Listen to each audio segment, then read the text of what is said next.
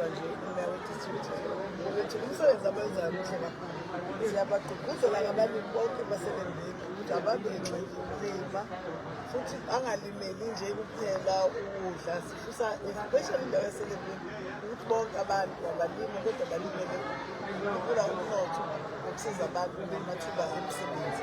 Sifisa futhi ukuthi uma senze njalo asisizi nje thina sibeka iKwaZulu-Natal emepini yomhlaba.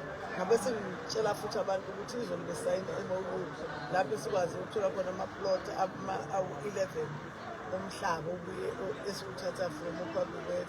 Sifuna ukusho ukuthi noma bekhuluma ngendaba ukuthi umhlaba uyabuyiswa, lona sowunikezwa uPabulet sizowenza ube transparent, sithi bonke abantu abafuna ukukhulisa umnotho wezwe lethu, abafuna ukulima, abafuna ukufuya, sokwazi ukuthi sibanikeze ama-plot ngendlela efanele, bekwazi ukuthi bakhuphule umnotho, bekwazi ukuthi uqashe abantu ey'nganeni zethu ey'khona ey'funa amathuba omsebenzi. Kukhulunywa nge-urban agriculture, kodwa sibone sengathi emakhaya nasey'ndaweni zasemakhaya abantu sebeqala ukudula izinyawo ukuthi bangawusebenzisi lo mhlaba lona, kodwa sikhuluma lapha ngezasemadolobheni. Ikhona into engenzeka lapho.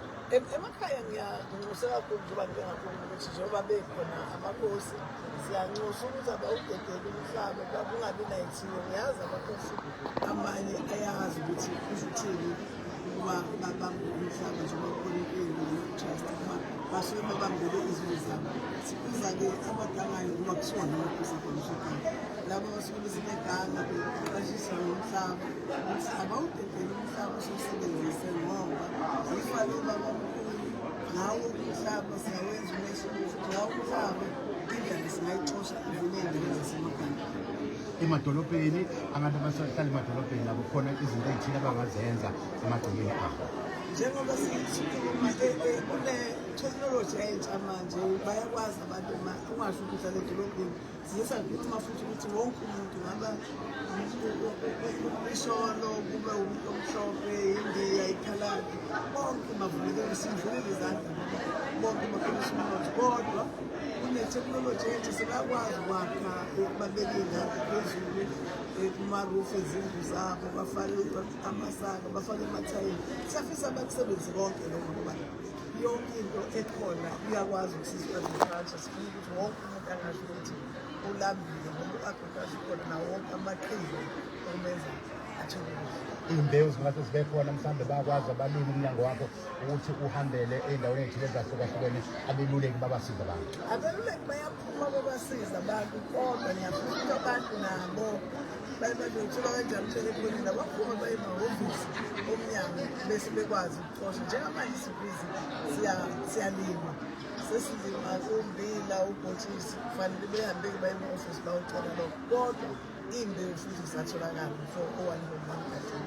Iy'makethe zikhona mhlawumbe nasesilimile umnyango uyakwazi ukusiza. Khona ingxenye yethu esibiza ngo-RASEF abasebenza nje ukufunela abantu imakethe.